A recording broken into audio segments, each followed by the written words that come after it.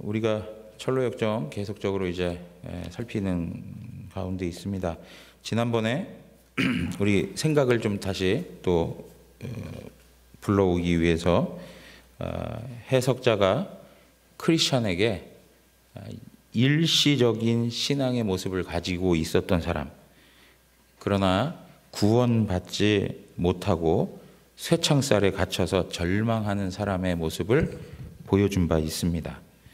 이제 그 장면을 통해서 신앙의 길에서 이탈하는 것이 얼마나 무서운 것인가 하는 것을 다시 한번 경고해 주는 말씀이었습니다. 주님의 길을 걸어가는 것, 그것에 대해서 경고하는 말씀이었습니다. 한 가지 말씀 전하기 전에 제가 깜빡 잊었습니다. 그 광고를 좀 드려야 되는데요. 다음 주에 우리가 그 공동의회로 모이게 되는데요. 그때에 권사 취임에 대한 찬반 투표를 하게 될 텐데, 사실은 일부 예배 때 투표함을 만들어서 일부 예배 참여하신 분들은 거기 의사를 표시하고 가시도록 할까도 생각했는데, 그렇게 하게 되면 또 절차상에 또 어떤 문제들이 생겨날 수 있을 것 같아서 다시 한번 그 부분을 좀 수정하기로 했습니다. 그래서 공동회에 참여하시는 분들은 2부 예배 끝나자마자 다 참여하셔서 같이 그 의견을 개진해 주시면 좋겠습니다.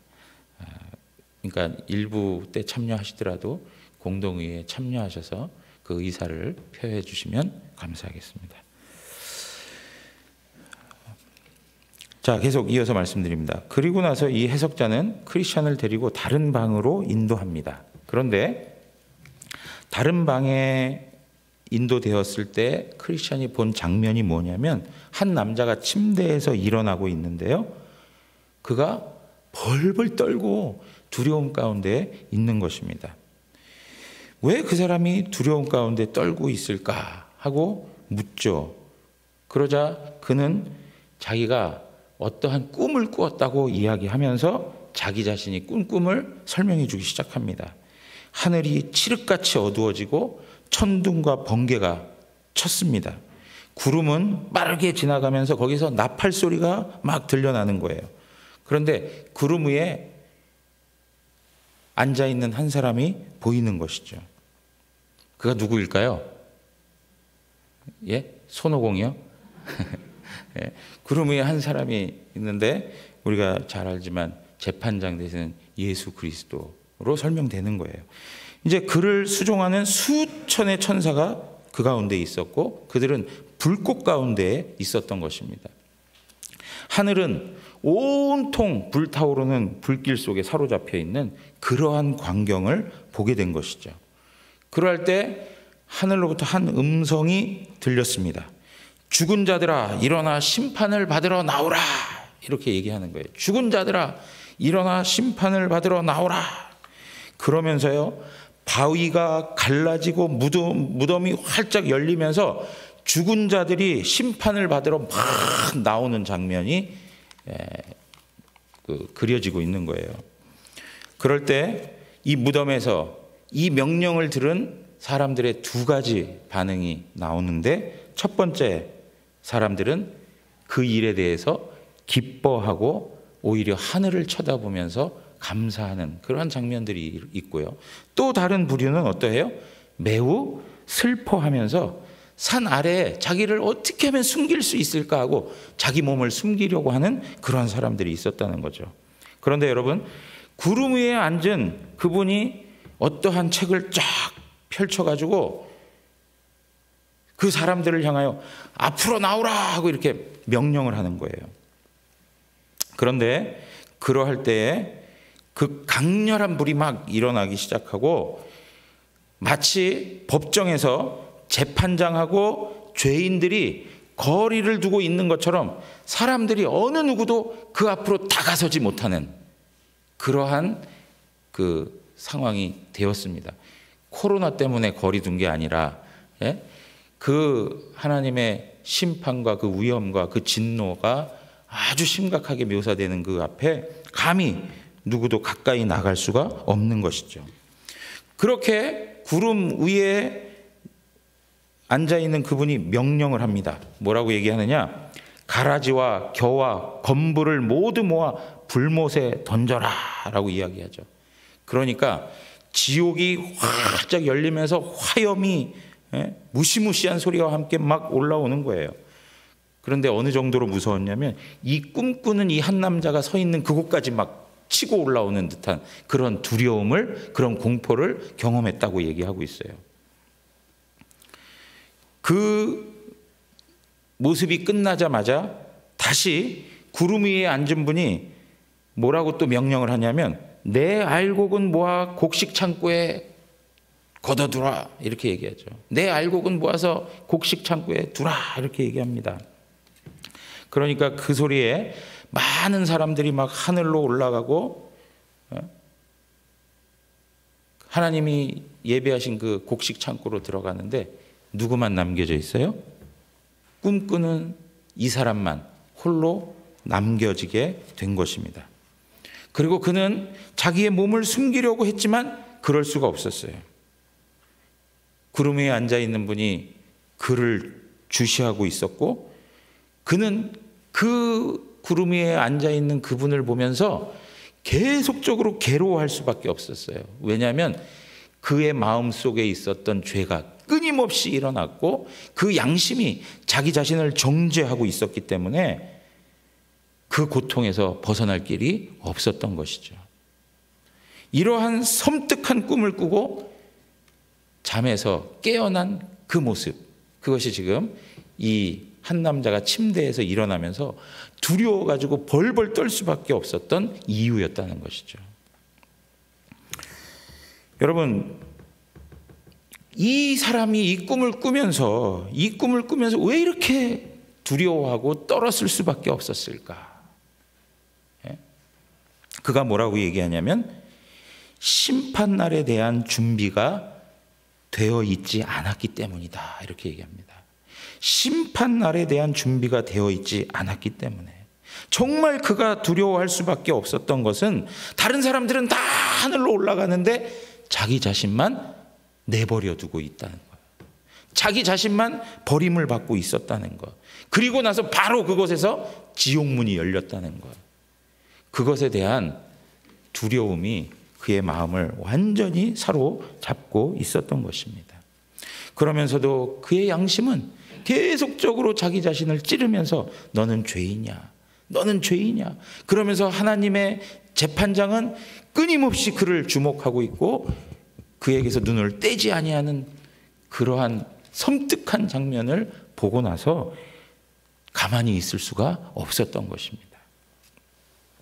여러분, 이러한 장면을 본 크리스찬이 뭐라고 얘기하냐면 이러한 생각은 저에게 소망과 두려움을 주었습니다 이렇게 얘기해요. 그 장면을 보고 나서 크리스찬이 말하기를 이러한 장면은 저에게 소망과 두려움을 주었습니다 라고 얘기해요. 여러분, 우리가 이거 나중에 살펴보겠지만 우리가 소망과 두려움을 가지고 살아가는 것이 이 종말의 때를 살아가는 성도들이 가져야 할 태도인 것을 말해주는 거죠. 해석자가 이렇게 얘기합니다. 이것이 신앙의 길에서 자극과 격려가 되기를 바란다라고 그를 권고합니다. 여러분, 지금 이러한 이야기들, 이러한 장면들이 왜 있는 것이죠? 해석자가 이 장면을 보여줌으로 크리스찬의 마음을 준비시키는 거예요. 준비시키는 거. 지금 여러분, 해석자는 크리스찬이 본격적인 주님의 길을 걸어가는 데 있어서 어떠한 일들을 만나게 될 것인지를 미리 장면들을 통해서 보게 하고 그의 마음을 준비시키고 있는 것이죠. 여러분, 오늘 우리가 이러한 내용을 통해서 다시 한번 우리의 신앙의 여정 속에 순례의 길을 가는 성도들에게 정말 어떠한 내용이 필요한지를 다시 한번 경고받고 다시 한번 우리의 마음을 준비하는 시간이 되기를 바랍니다. 여러분, 여기 앞에서도 말씀드렸지만 이 남자가 두려워 떨고 무서워하는 그러한 모습 가운데 있을 수밖에 없었던 것은 마지막 심판날이 그에게 다가왔기 때문이죠. 마지막 심판날이 그에게 다가왔다는 거예요. 여러분, 그런데 이 내용이 마지막 심판날이 있습니다라고 하는 이 사실이 우리들에게는 그냥 자연스럽게 들려지긴 하지만 세상 사람들은 그런 나를 인정합니까? 인정하지 않습니다. 마지막 날이 그에게 도래할 것이다? 생각 못하고 살아갑니다. 왜 그것을 단정지어 설명할 수 있냐면 하나님의 자녀들조차도 마지막 날에 대한 의식을 하지 못하고 살아가기 때문에 그렇습니다. 세상은 영적으로 죽었기 때문에 마지막 날에 대한 의식과 감각을 하지 못합니다. 성도들만이 마지막 날에 대한 경고를 받을 수 있는데 성도들조차도 마지막 날에 대한 하나님 앞에서 우리의 삶을 결산하는 그 날에 대해서 생각 못하고 살아가는 거예요. 여러분, 분명히 알아야 될 것이 무엇이냐면 우리의 마지막 때가 다가오고 있다는 거예요. 마지막 때가 다가오고 있다. 여러분, 우리가 하루하루를 살아가면서 1년, 5년, 10년 살아오면서 점점 육체적으로 늙어가잖아요. 그죠? 매일 사진을 들여다보면서 그때가 좋았는데 하는 이야기 우리 많이 하잖아요. 지금의 현실은 마지막 때를 향하여 계속 가고 있는 거예요.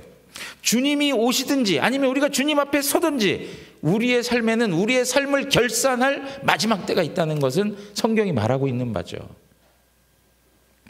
많은 그런 늙음의 현상들, 또 죽음, 그리고 여러 장래의 과정들을 우리는 쉽게 보고 경험하면서도 우리 자신에 대한 결산의 날을 준비하지 못하고 살아간단 말이죠. 언제 어떻게 하나님 앞에 서게 되는 그 마지막 날에 대하여서 준비하지 못하고 살아가는 우리의 모습들이 사실은 위태롭기만 한 거예요. 히브리서 9장 27절에 보면 한 번 죽는 것은 사람에게 정해진 것이요 그 후에는 뭐가 있습니까? 심판이 있으리니 그랬어요. 한 번 죽는 것은 사람에게 정해진 것입니다. 그리고 그 후에는 심판이 있습니다. 이것이 사실입니다. 이러한 심판을 피할 수 있는 길이 없습니다. 이 세상의 부와 권력과 명예, 이 세상의 모든 조건을 등장시킨들 그 하나님의 심판을 면할 길이 없습니다. 그러므로 우리는 항상 하나님 앞에서 마지막 날을 준비하며 살아야 된다는 것이죠. 마지막 날을 준비하며. 요한복음 5장 28절에서 29절에 있는 말씀 한번 같이 읽겠습니다. 이를 놀랍게 여기지 말라. 무덤 속에 있는 자가 다 그의 음성을 들을 때가 오나니 선한 일을 행한 자는 생명의 부활로 악한 일을 행한 자는 심판의 부활로 나오리라. 여러분, 하나님을 믿지 아니하고 예수 그리스도를 영접하지 아니하고 불신했던 사람들도 부활합니다. 맞습니까? 여기 답이 없으세요. 그들도 부활해요. 그러나 어떻게 돼요? 부활해서 심판을 받고 영벌하는 거예요. 영벌. 그러니까 우리가요, 예수님 믿고 영생합니다 하는 그 말을 그냥 영원히 삽니다 하는 말로 표현하기에는 너무나도 성경적이지 않은 표현이에요. 영생한다, 영원히 사는 거는 악인들도 영원히 살아요. 불신자들도 영원히 살아요. 그런데 어떻게 해요? 영원한 벌을 받으면서 사는 거예요.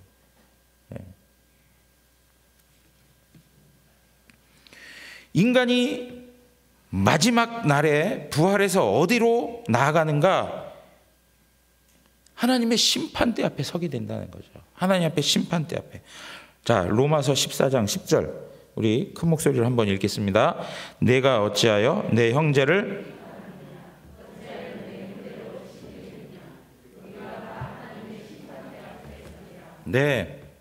네가 어찌하여 내 형제를 비판하느냐? 어찌하여 내 형제를 업신여기느냐? 우리가 다 하나님 심판대 앞에 설 거다.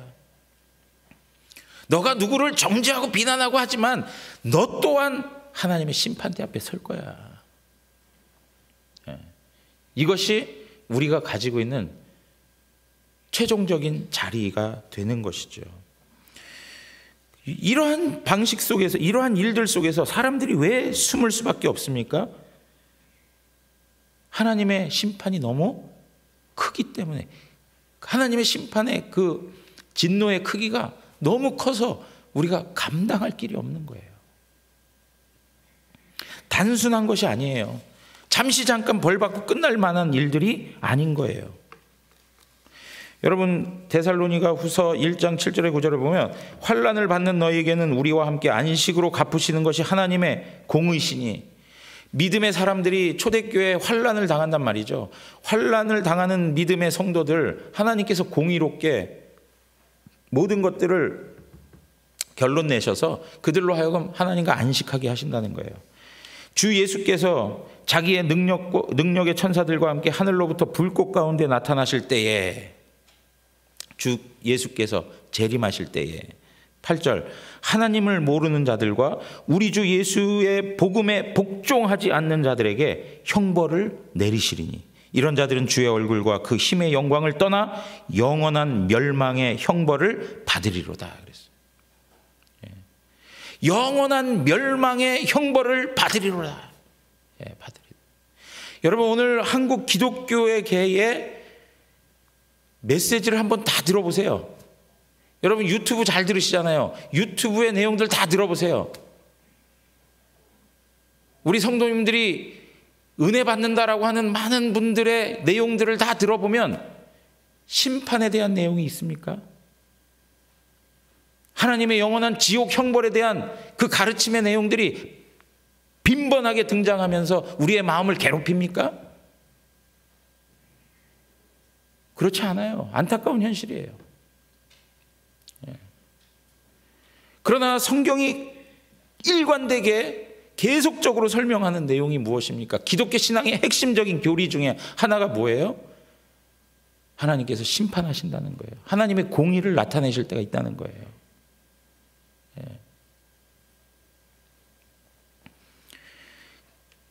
어떤 기준으로 우리가 심판을 받게 될 것인가? 오늘 두려워 떨고 있는 사람이 꿈을 꾸면서 봤던 구름에 앉으신 그분이 무엇을 펼치고 있습니까? 책을 펼치고 계세요. 책을 펼치고 계세요. 책의 기준에 따라서 심판이 주어지는 거예요.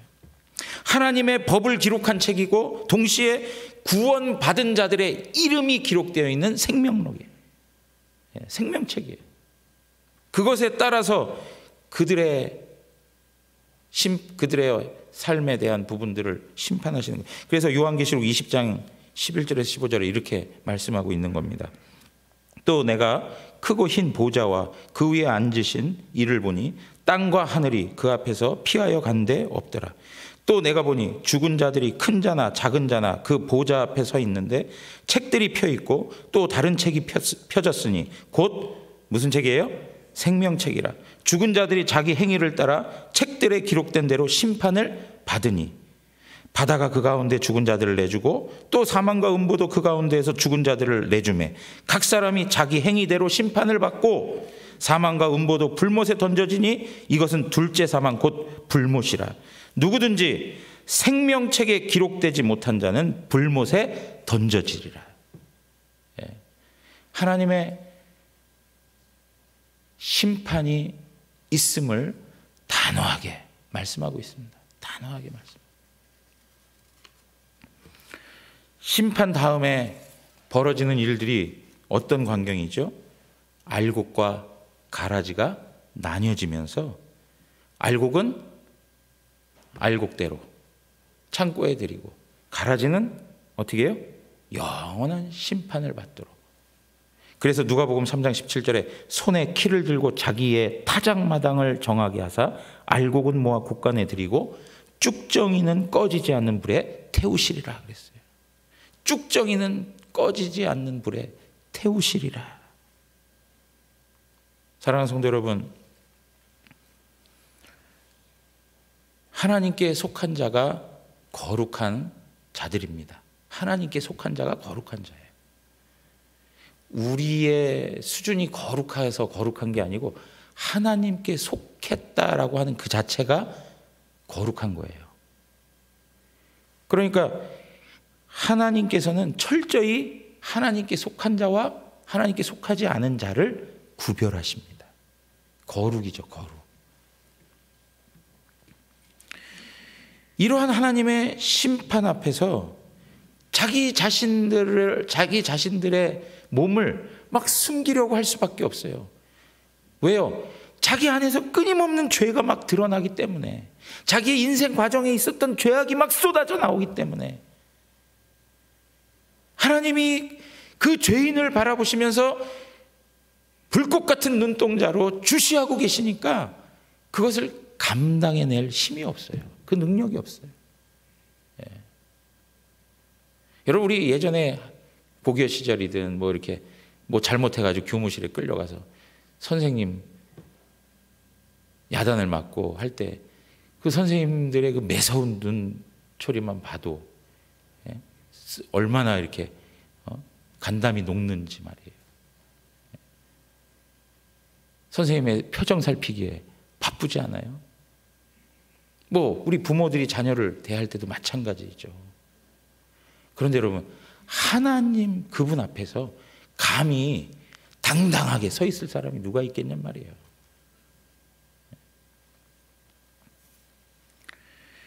자기 자신의 양심은 끊임없이 자기를 정죄하고 하나님 앞에서 자기 자신이 완전히 벌거벗겨져 있는 그러한 죄성들이 막 드러나고 도무지 숨길 수 없는 그러한 상태가 되어버리는 것이죠.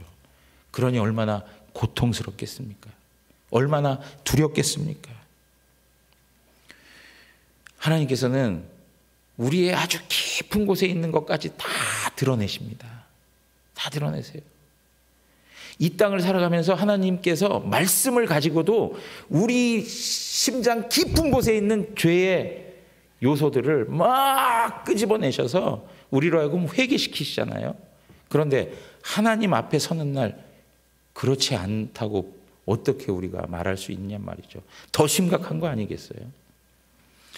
히브리서 4장 12절에서 13절 보면은 하나님의 말씀은 살아있고 활력이 있어 좌우의 날선 어떤 검보다도 예리하여 혼과 영과 및 관절과 골수를 찔러 쪼개기까지 하며 또 마음의 생각과 뜻을 판단하나니.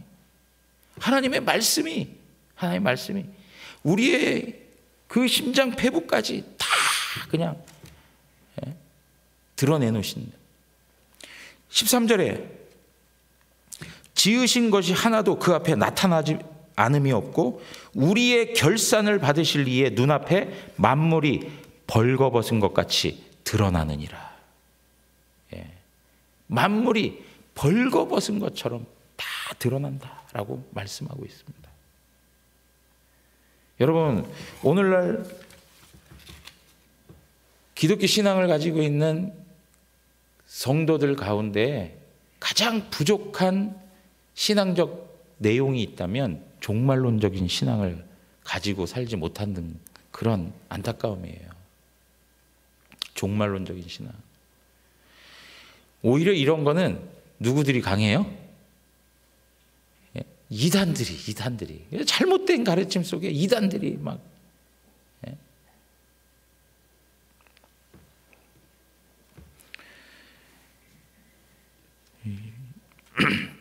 여러분, 이 꿈에서 깨어난 이 사람이요, 그토록 두려워하고 떨 수밖에 없었는데 그에게 있어서 가장 큰 문제가 무엇이었을까요? 그에게 있어서 가장 큰 문제, 마지막 날이 와도요 준비되어 있었으면 아무 문제 없는 거예요. 준비되어 있는 자들에게는 그날이 구원의 날이요 평안의 날이에요. 여러분 믿으십니까? 예? 구원의 날이고 평안의 날이에요. 근데 준비되어 있지 않다는 데 문제가 있어요. 마지막 날을 철저히 준비하면서 살아야 되는데, 하나님 앞에 서야 할 그날을 생각하면서 우리의 삶을 살펴야 되는데 그렇게 하지 못하고 있다는 거예요. 성경의 경고를 무시하고 살아왔다는 거예요.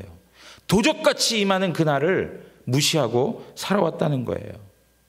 여러분, 하나님께서 우리에게요, 내가 임할 거니까, 내가 심판해 주러 임할 거니까 이제부터 언제까지는 그날을 준비하는 기간으로 삼고 열심히 준비해라, 이렇게 말씀한 적이 없어요. 무슨 기말고사 보니까 한 주 시험 보기 전에 한 주는 공부하는 시간으로 줄게, 잘 준비해라, 이렇게 하신 적이 없다고요. 갑자기 일상의 삶을 살다가, 평범한 삶을 살아가는 가운데 갑자기 주님이 오시든가 우리가 주님 앞에 가든가예요. 여러분, 오늘 하루도 하나님께서 많은 사람들을 불러들이셨을 거예요. 하나님 심판대로 많은 사람들을 불러들이셨을 거라고요. 오늘 이 하루는 우리에게 그냥 평범한 일상 아닙니까? 그러나 어느 누구에게는 이 날이 하나님의 심판대 앞에 서는 날이에요. 평범한 날이에요. 평범한 날. 마태복음 24장 오늘 우리가 읽었던 본문의 말씀을 다시 한번 좀 새겨가면서 읽었으면 좋겠는데요. 노아의 때와 같이 인자의 임함도 그러하리라. 홍수전에 노아가 방주에 들어가던 날까지 사람들이 먹고 마시고 장가들고 시집가고 있으면서 홍수가 나서 그들을 다 멸하기까지 깨닫지 못하였으니,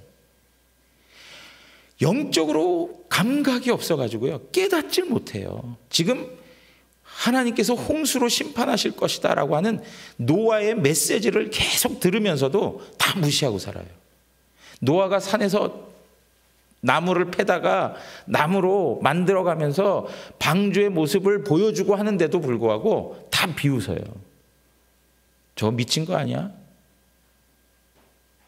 저는 상식 없는 인간이 다 있나? 먹고 마시고 시집가고 장가가고 하는 그런 일상의 삶을 살기에 바빠요. 그런데 어떻게 해요? 어느 한순간에 하나님께서 물로 세상을 심판하셨습니다.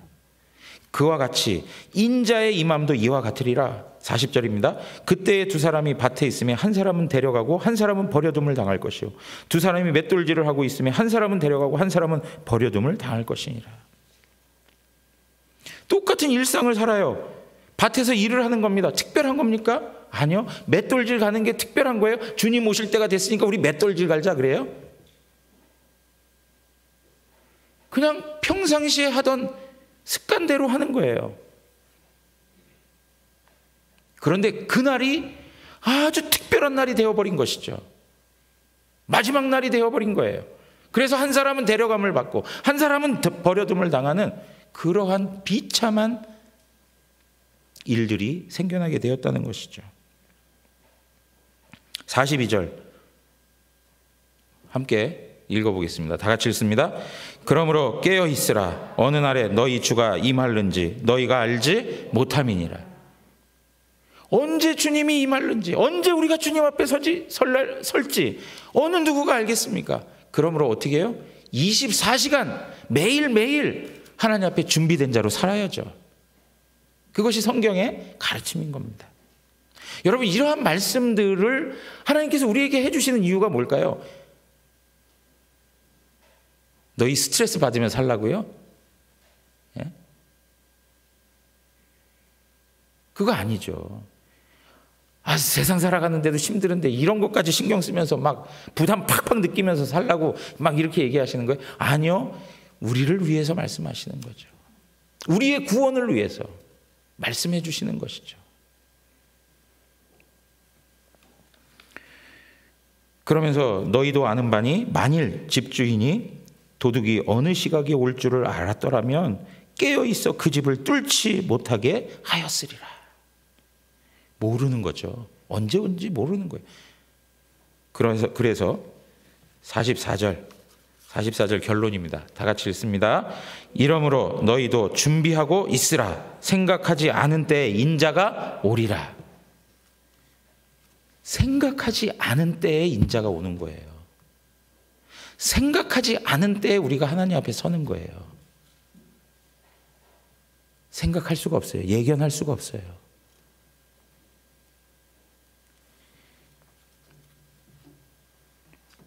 여러분, 제가 어제 저희 아이가 갑자기 복통이 일어나가지고 계속 구토를 하고 해서 갑자기 11시에 응급실에 가가지고 있다가 새벽 2시에 돌아왔는데,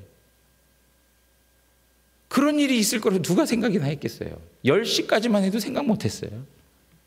예. 갑자기 생겨나는 게 갑자기.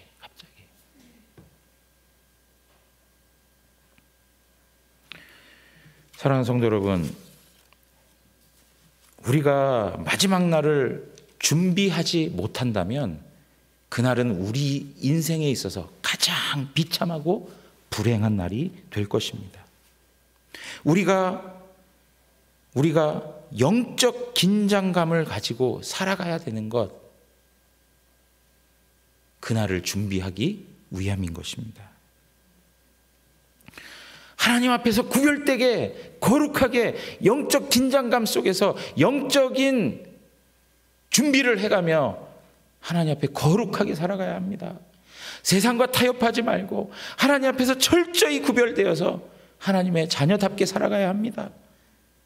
하는데 이 세상에 우리가 그것을 중요하게 여기지 아니하고 소홀히 다루고 거룩이라는 게 크게 다가오지 않았던 그런 입장에 있던 분들이 정말 하나님 앞에 서게 될 때에는 그 거룩이라고 하는 이 단어 하나가 얼마나 무겁게 다가올 것인지, 그렇게 소홀히 취급하고 가볍게 생각했던 그 하나의 개념이 얼마나 크게 다가올 것인지.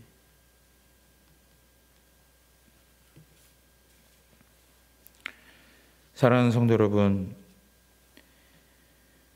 하나님 앞에서 우리가 평상시에 무시했던 영적인 내용들이 한순간에 뼈저리게 다가올 때가 있습니다. 뼈저리게 다가올 때가 있어요. 그러므로 우리는 24시간 주님과 함께 깨어 있어야 합니다. 24시간 주님과 함께, 날마다 주님과 함께. 잠자는 동안에도 우리의 삶을 하나님께 내어 맡기고, 잠자는 동안에도 하나님께서 우리를 사랑하시고 우리와 함께 하실 것을 믿고 의지하면서 그 짧은 잠을 자는 동안에도 하나님 앞에서 살아가는 존재로 24시간 주님과 함께 동행하는 것이죠.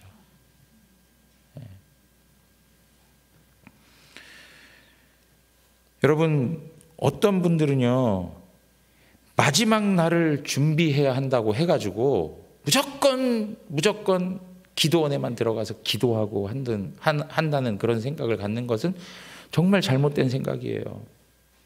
하나님 앞에서 우리가 영적으로 준비된 삶을 살아간다는 것과 이 세상과 분리되어 살아간다는 것은 다른 말이에요.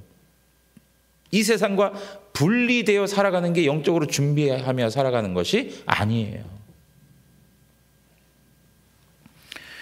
일상의 삶을 하나님 앞에서 말씀의 뜻대로 순종하며 살아가는 것, 그것이 바로 하나님 기뻐하시는 준비된 자의 삶의 모습입니다.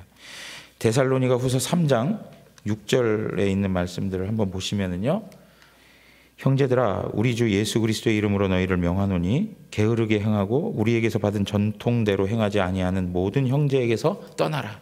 게으르게 행하는 사람들하고 떠나라는 거예요. 그러면서 어떻게 우리를 본받아야 할지를 너희가 스스로 아나니 우리가 너희 가운데에서 무질서하게 행하지 아니하며. 무질서하게 너희들에게 본을 보이지 않았다는 거예요. 질서 있게 살았다는 거예요. 8절 보십시오. 누구에게서든지 음식을 값없이 먹지 않고 오직 수고하고 애써 주야로 일함은 너희 아무에게도 폐를 끼치지 아니하려 함이니. 사도 바울마저도 주야에 애써 일을 하며 살았다는 것이죠. 그 이야기는 무엇입니까? 게으르게 살지 않았다는 거예요. 주님의 날을 준비한다고 해서, 주님의 날이 도래할 거라고 해서 이 세상의 질서, 이 세상의 삶의 내용들을 팽개치면서 살아라 한 적이 없어요, 성경은. 자, 계속 읽어보죠. 9절에 우리에게 권리가 없는 것이 아니요 오직 스스로 너희에게 본을 보여 우리를 본받게 하려 함이니라. 10절에 보십시오. 우리가 너희와 함께 있을 때에도 너희에게 명하기를 누구든지 일하기 싫어하거든 먹지도 말게 하라 하였더니. 일하라는 거예요. 나가서 일하라는 거예요. 주님의 재림이 곧 도래할 거다라고 하는 그 믿음을 가지고 아무 일도 안 하고 우린 기도만 하면서 우린 예배만 하면서 하나님 오실 것을 기대하면서 살겠습니다 하는 것은 게으름의 명분일 뿐 성경적으로 합당하지 않다는 거예요. 11절 우리가 들은즉 너희 가운데 게으르게 행하여 도무지 일하지 아니하고 일을 만들기만 하는 자들이 있다 그래요. 일은 하지 않아요. 성실하지 않아요. 일상을 내팽개쳤어요. 그리고 교회 공동체 안에서 일만 만들어요. 질서 있게 하나님의 질서에 따라 그들의 삶을 경건하게 살아가야 하는데 그것이 아니고 그냥 교회 공동체 안에서만 주님의 날이 곧 올 거니까 그날을 준비한다고 하면서 하나님이 허락해 주신 일상의 삶을 다 내팽개치고 살아가는 그러한 사람들이 있었다는 거예요. 12절에 뭐라고 합니까? 우리 12절 13절 다 같이 읽겠습니다. 이런 자들에게 우리가 명하고 주 예수 그리스도 안에서 권하기를 조용히 일하여 자기 양식을 먹으라 하노라. 형제들아 너희는 선을 행하다가 낙심하지 말라. 여러분 선을 행한다는 게 뭐냐면 일상의 삶에 적극적으로 하나님의 뜻을 실현하는 거예요. 끝까지 하라는 거죠.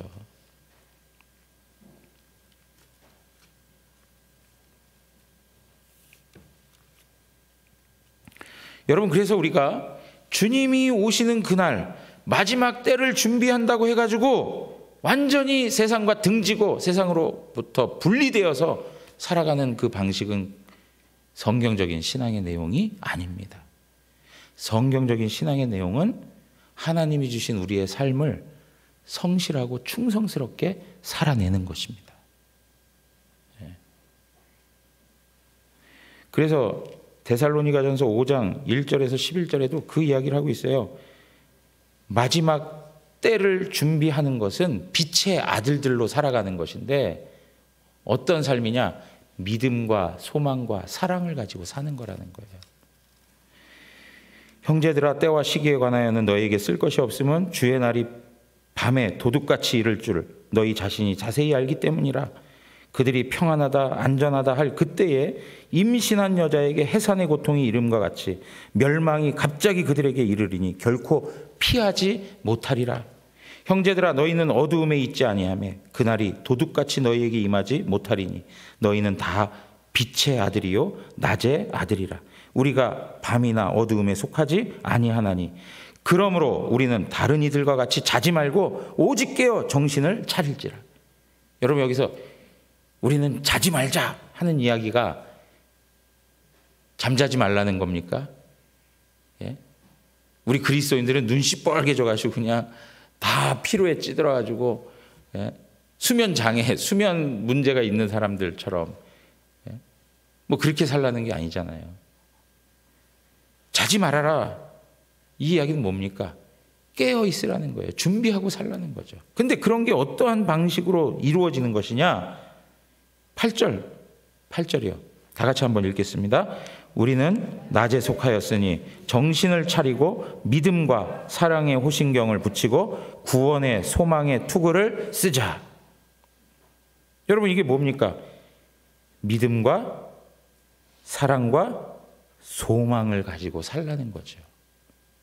믿음과 사랑과 소망을 가지고 살아가는 삶이 빛의 아들들로서 살아가는 모습이다라고 말씀하고 있어요.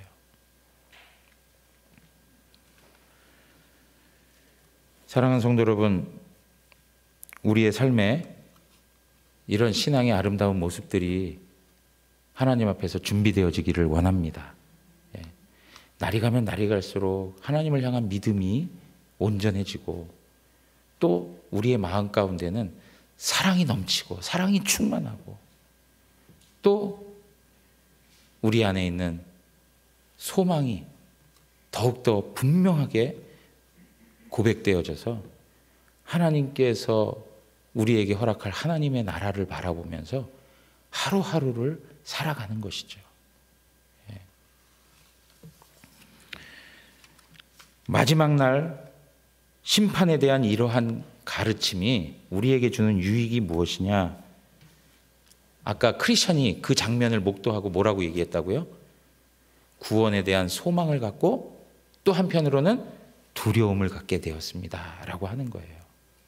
여러분, 이러한 장면들, 이런 종말론적인 신앙을 가지고 살아가는 것이 우리에게 있어서 어떤 유익을 준다고요? 소망을 갖고 산다. 구원에 대한 소망을 더욱더 분명히 가지고 살게 된다는 거죠.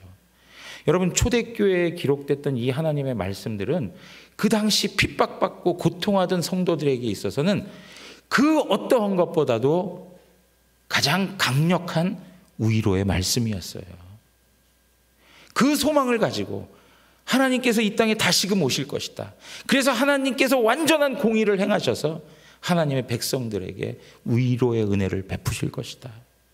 이것이 바로 그들에게 있어서 소망이었죠. 또 한편으로 어떻습니까? 우리에게 두려움을 안겨주는 거예요.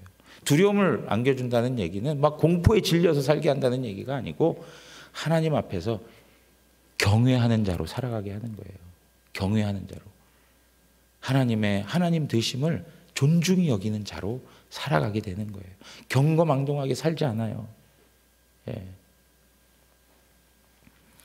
세상과 타협하면서 살지 않고 오직 하나님의 말씀 앞에 마음을 두고 하나님이 이루실 구원을 소망하면서 두렵고 떨림으로 우리의 구원을 이루어가는 것이죠. 예. 두렵고 떨림으로. 그래서 진실로 구원받은 하나님의 자녀들, 진짜 영적으로 거듭난 하나님의 백성들은요, 이 순간순간 그냥 하나님이 날 선택했습니다, 날 구원했습니다 하는 것에 만족하지 않아요. 그것이 그냥 어떤 감동 없이 다가오지 않아요. 그 내용 하나하나가 하나님 앞에서 두렵고 떨림으로 이루어야 할 구원의 내용들로 고백되는 것이죠. 예. 여러분 마음에 나는 하나님이 예정하셔서 선택하셔서 택함받은 백성이다 해가지고 아니란 마음이 생겨났다, 긴장이 다 사라져버렸다, 이것은 어쩌면 하나님 앞에 선택받지 못한 것일 수도 있어요. 진짜 하나님이 선택하고 하나님께서 구원의 은혜를 주신 하나님의 백성이라면 하나님 앞에서 두렵고 떨림으로 우리의 구원을 이루어가는 그러한 태도를 가지고 하나님을 섬겨간단 말이죠.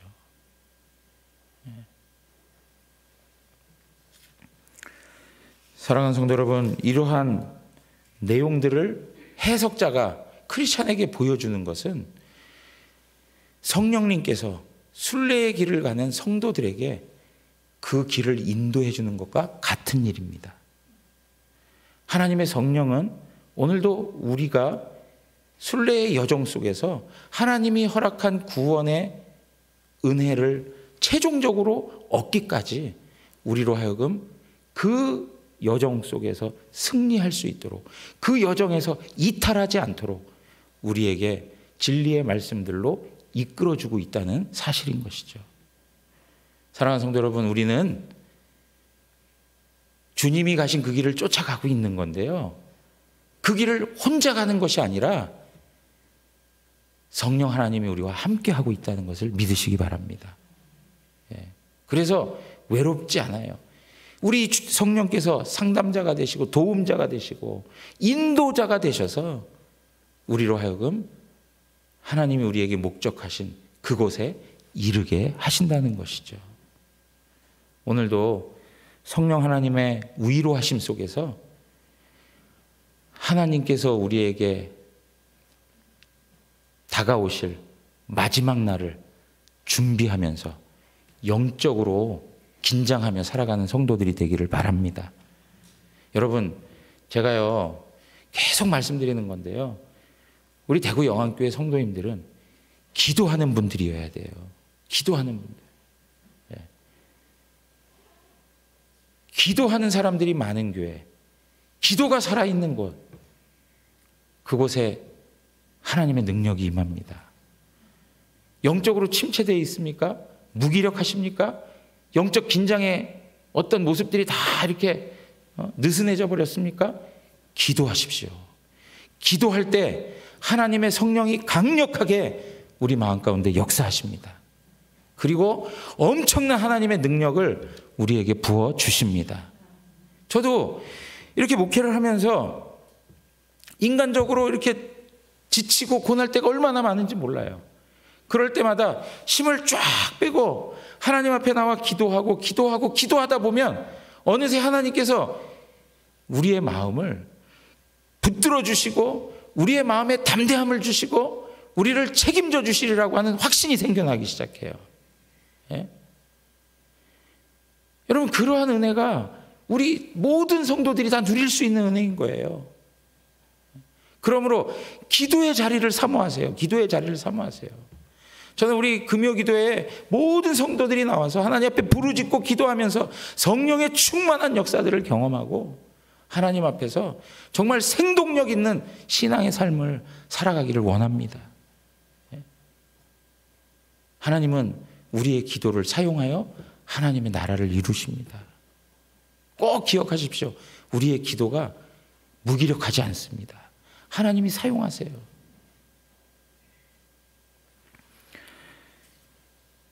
기도하면 할 때마다 기도라는 게 참 신비로운 게요.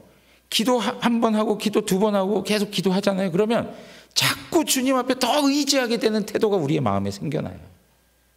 예.